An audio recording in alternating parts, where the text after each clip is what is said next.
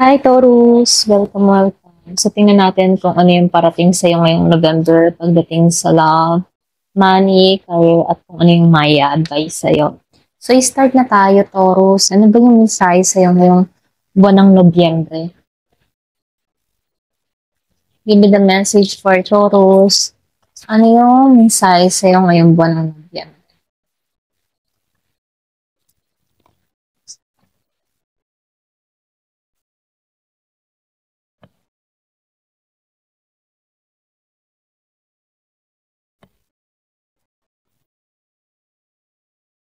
Meron kang Two of Wands, the Hangman. Oh, merong Nine of Swords dito. The Star. Eight of Swords. The Chariot reverse. Knight of Pentacles reverse. And the Fool. Meron kang Ace of Cups. Six of Pentacles reverse. Merong Death. Then meron dito Queen of Swords. And the Wheel of Fortune reverse. Okay? Start na tayo. So, dito Taurus, nakikitaan ko dito yung overall energy mo sa Two of Wands and the Hangman. Nangangahulugan ito na ito yung buwan na maraming reflection at decision making sa'yo, okay? So, nasa punto ka ng pag-iisip kung itutuloy mo ba o gagawin pa rin yung dating direksyon o babaguhin mo yung daan mo. Ganon, okay? Kumbaga, nag-iisip ka dito kung ano ba yung mga dapat mong gawin. So, may mga decision ka ditong pinag-iisipan, okay? So, dahil lumabas ang The Hangman, nagpapahiwatig ito ng post para sa clarity. So, dito, kailangan mo munang huminto, magnilay-nilay at hayaan yung sarili mong makita yung mas malawak na larawan bago ka kumilos. So, hindi ito yung panahon ng padalos-dalos, kundi panahon ng tamang pananaw, okay? So, dito, nakikitaan ko rin yung Nine of Swords, the Star, and the Ace of Swords, and the Ace of Cups, okay? So, dito, nakikitaan ko dito na nagiging emotional ka or sensitibo ngayong buwan na to, okay? So, dito, dahil lumabas ang Nine of Swords dito, then sinabayan ng Eight of Swords dito, so, nagsasabi ito na may takot or overthinking o guilt na bumabalik, okay? So, parang hindi mo makalimutan yung isang tao or isang sitwasyon. So, pero sa gitna ng lahat, lumalabas yung The Star dito and the Ace of Cups dito, okay? So, nakikitaan ko rito yung healing, renewal. Maaari kang makaranas ng new emotion, okay? Or new emotional na beginning o reconciliation kung may unfinished connection, okay? So, dito, nakikitaan ko dito na meron kang mabigat na dinadala sa puso mo, pero meron din pagpapalaya at bagong simula sa love, okay? So, kung ikaw ay single sa panahon ngayon, may posibilidad ng bagong admirer na magdadala sa iyo ng inspiration at hope, okay? So, dito pagdating naman sa kaperahan, lumabas dito yung the Chariot reverse, Knight of Pentacles, and the Six of Pentacles dito, So, lumalabas dito na medyo mabagal yung finance mo or pwede may konting delay, okay? So, yung Chariot reverse, hindi naman to masama, kasi nag-iindikasyon lang to na hindi mo kontrolado yung direksyon ng financial mong sitwasyon, okay?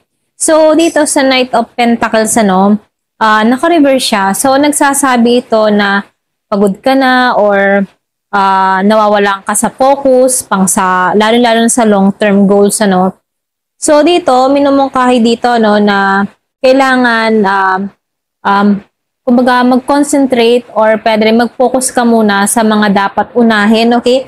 Kasi nawawala yung focus mo dito sa Knight of Pentacles. So, dito sa Six of Pentacles, dahil naka-reverse siya, merong mga konting babala.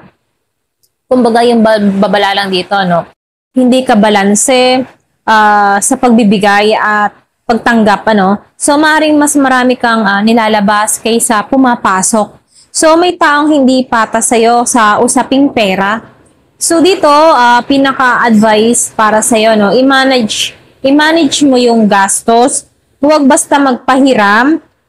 Pagtuunan mo ng pansin yung stability kaysa gumawa ng hakbang na delikado. Okay? So, dito, nakikitaan ko rin dito, no? Dahil lumabas yung Queen of Pride dito and the Death. Then, sinabayan ng Wheel of Fortune reverse, okay? So, ibig sabihin, nakikitaan ko dito, merong malaking transformation pagdating sa karir mo. So, yung Death ay malinaw na tanda ng ending of revert. So, maaring may pagbabago sa trabaho or pwede rin role o pwedeng mindset, okay? Lalo-lalo na sa work, okay? So, dito sa Queen of Swords, ikaw ay nagiging matapang, malinaw, magdesisyon at matalino sa direksyon na tinatahak, Kahit naka-reverse tong the Wheel of Fortune, ibig sabihin lang nito, hindi pa umaayon yung swerte ng dire-diretso ngayon, pero merong posibilidad, okay? So, dito, nasa kamay mo yung pagbabago. Kumbaga, nasa kamay mo yung kapalaran mo, kung paano mo to gagamitin, at kung paano ka magiging logic, at paano ka magiging disiplina, okay? So, dito, nakikitaan ko dito na hindi madali, pero ito yung simula ng career evolution, okay? So, kapag natutunan mong i-let go yung mga luma, makakapasok yung bago, okay? So, dito, nakikitaan ko rin dito, pinaka-advice para sa'yo dahil lumabas dito yung The Fool, okay? So, nakikitaan ko dito na huwag kang matakot na magsimula muli. Ang mensahe sa buwan na to ay pagpapalaya sa takot, attachment sa nakaraan.